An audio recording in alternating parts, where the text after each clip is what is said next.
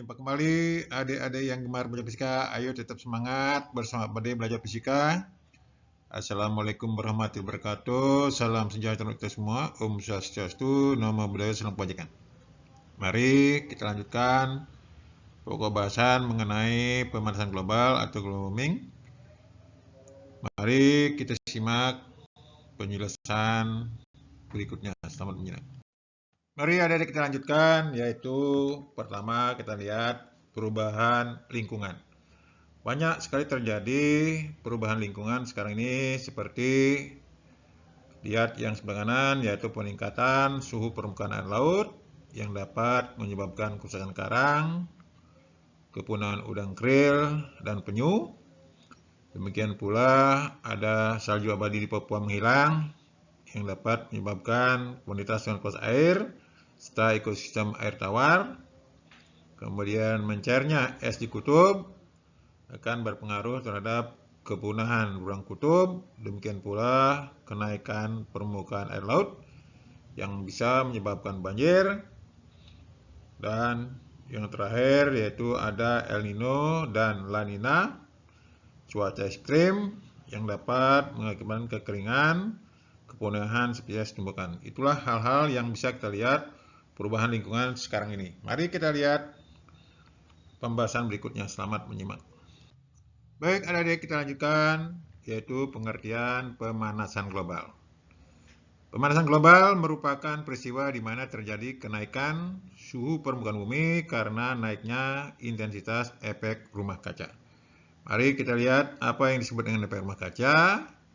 Efek rumah kaca atau greenhouse effect adalah sebuah kondisi saat benda langit seperti planet dan bintang mengalami peningkatan suhu yang disebabkan karena adanya perubahan kondisi dari komposisi serta keadaan atmosfer yang mengelilingi benda langit tersebut. Kita lihat ilustrasi sebelah kiri, cahaya matahari masuk ke atmosfer, sampai ke bumi. Kemudian ada yang dipantulkan, ada yang serap. Nah, yang dipantulkan ini tidak semuanya bisa nembus keluar, dia akan dipantulkan kembali sehingga beberapa kali pemantulan akan menyebabkan terjadinya pemanasan di bumi. Mari kita lihat materi berikutnya. Selamat menyimak. Mari adik-adik kita lanjutkan gas rumah kaca. Ini ada beberapa gas rumah kaca, yaitu yang pertama CO2 atau karbon dioksida, nitrogen dioksida NO2 dan nitrogen monoksida NO. Ini berasal dari pembakaran bahan bakar fosil dan pembukaan lahan baru. Yang nomor 2 H2O, uap air. Ini berasal dari penguapan air yang berlebihan. Yang ketiga yaitu C4 metana, berasal dari peternakan hewan, tempat sampah, sumber minyak bumi atau gas bumi. Yang keempat yaitu CFC atau klorofluorokarbon. Ini berarti penggunaan freon yang berlebihan pada alat-alat pendingin. Yang kelima yaitu O3 ozon. Ozon pada troposfer karena gas buang kendaraan. Yang terakhir yaitu N2O, nitrogen oksida. Ini berasal dari pabrik pembangkit listrik dan penggunaan pupuk. Ya, itulah adik-adik jenis-jenis gas rumah kaca. Mari kita simak penjelasan berikutnya. Selamat menyimak. Mari adik-adik lanjutkan. Tadi setelah belajar tentang gas rumah kaca, kita lihat sekarang dampak pemanasan global. Jadi pengaruh dari pemanasan global atau dampak pemanasan global dapat menyebabkan yang pertama yaitu apa yang disebut dengan bencana hidrologi, kepunahan keanekaragaman hayati, meningkatnya intensitas hujan badai, angin topan, dan banjir, dapat menyebabkan kekeringan. Kemudian bawah kiri dapat menyebabkan kerusakan terumbu karang. Berikutnya yaitu meningkatnya kebakaran hutan. Berikutnya yaitu mencairnya es dan gletser di kutub. Terjadinya wabah penyakit. Yang terakhir dapat menyebabkan krisis air. Yaitu adalah adik-adik dampak daripada pemanasan global. Mari kita lihat penjelasan berikutnya yang lain. Selamat menyimak. Mari adik kita lanjutkan pembicaraan kita, yaitu bencana hidrometeorologi. Jadi bencana hidrometeorologi adalah bencana yang diakibatkan oleh iklim atau cuaca seperti curah hujan, kelembaban, suhu dan angin yang disebut sebagai parameter meteorologi. Selain dipengaruhi oleh dinamika cuaca, terjadinya bencana hidrologi juga dipengaruhi oleh faktor manusia. Mari kita lanjutkan dampak-dampak daripada bencana hidrologi. Selamat menyimak. Mari adik-adik kita lihat berikutnya, yaitu bencana hidrometeorologi sebagai berikut. Yang pertama yaitu terjadinya banjir, terjadinya puting beliung, terjadinya tanah longsor, kebakaran hutan dan lahan, curah hujan yang ekstrim. Mari kita lihat bencana yang lain. Selamat menyimak. Mari adik-adik kita lihat bencana meteorologi yang lain, yaitu terjadinya angin kencang, terjadinya kekeringan, terjadinya La Nina dan El Nino, kemudian gelombang dingin dan gelombang panas. Kita singgung sedikit apa yang disebut dengan El Nino sebagai fenomena pemanasan suhu muka laut di atas kondisi normalnya yang terjadi di Samudra Pasifik bagian tengah. Sedangkan La Nina adalah fenomena yang berkebalikan sebagai El Nino. Ketika La Nina terjadi, suhu muka laut di Samudra Pasifik bagian tengah mengalami pendinginan di bawah kondisi normalnya. Jadi begitulah adik-adik bencana daripada hidrometeorologi. Mari kita simak penjelasan berikutnya. Selamat menyimak. Mari adik-adik kita lihat, yaitu keterkaitan fenomena pemanasan global dan penurunan permukaan tanah. Jadi ini sebenarnya diakibatkan oleh aktivitas manusia sendiri yang dapat menyebabkan pemanasan global, terjadinya penurunan tanah.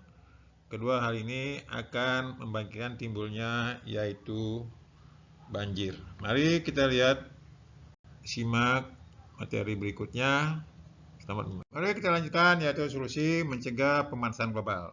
Mari bisa lihat tabel yang sebelah kiri, penggunaan energi terbarukan sebagai sumber energi yang ramah lingkungan. Kita lihat teknologi kendaraan hibrid yang menggunakan bahan bakar listrik dan pembangunan stasiun pengisian bahan bakar listrik. Kemudian dapat pula dilakukan yaitu riset nanomaterial untuk produksi skala besar sel surya dengan harga yang terjangkau oleh masyarakat dan sektor industri sebagai sumber energi listrik. Yaitu berikutnya pengembangan mesin untuk bahan bakar biogas, biodiesel, dan bahan bakar sejenisnya. Nah, kita lihat sebelah kanan, gaya hidup yang berkelanjutan. Jadi diharapkan bahwa hidup tidak hanya masa kini, tapi untuk anak cucu kita.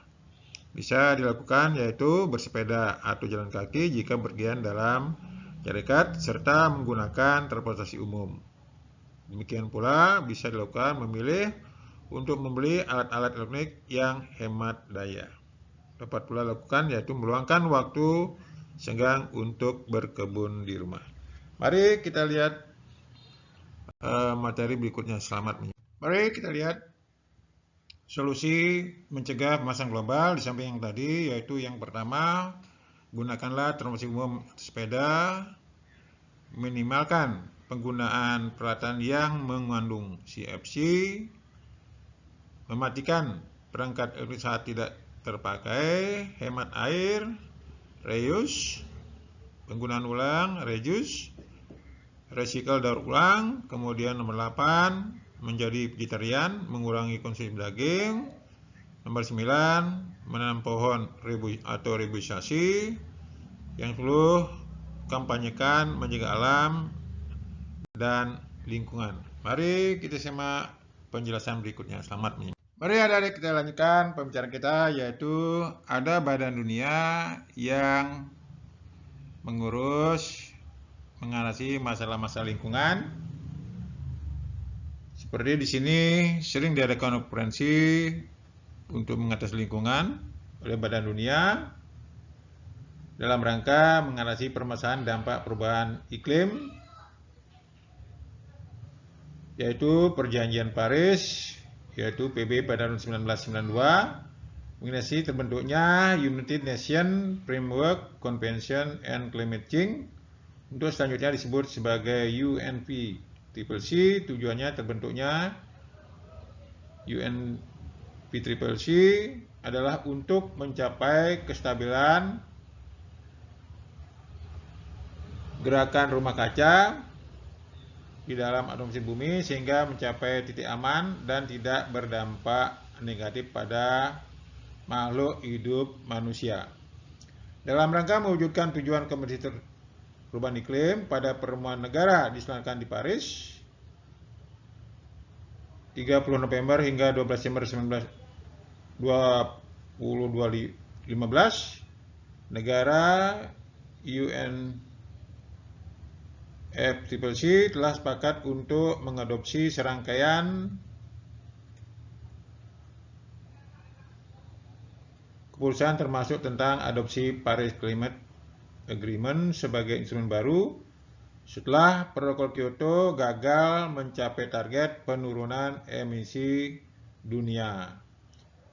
Perjanjian Paris adalah perjanjian internasional tentang perubahan iklim yang mengikat secara hukum di bawah Konvensi Kerangka Kerja PBB tentang perubahan iklim, tentang mitigasi, adaptasi, dan ekonomi perubahan iklim, di mana dalam ini Indonesia menghadirinya.